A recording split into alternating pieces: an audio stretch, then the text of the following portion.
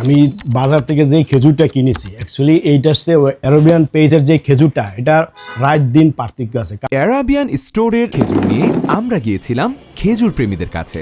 চলুন তাদের কাছে শুনি অ্যারাবিয়ান স্টোরের অনেস্ট রিভিউ। আমার ফ্যামিলির জন্য 3 কেজি খেজুরের একটি বক্স আমি অর্ডার করছিলাম। আমি একটা খেয়ে দেখি, ওয়াও, খেজুরটা খুবই ভালো। এটা ভিতরে একবারে পরিষ্কার ক্লিন, বাইরের গুলি একটু মানে পোকামাকড় থাকে কারণ ওদের খেজুরটাই একবারে ফ্রেশ। আমার মনে হচ্ছে যে এই খেজুরটাই বেটার ফর আমার ফ্যামিলির জন্য আর কি। এইটাই গাছ পাকা স্বাদ আছে, এমনকি এইটা খাওয়ার পরে ওই স্বাদটা খুবই ভালো লাগছে।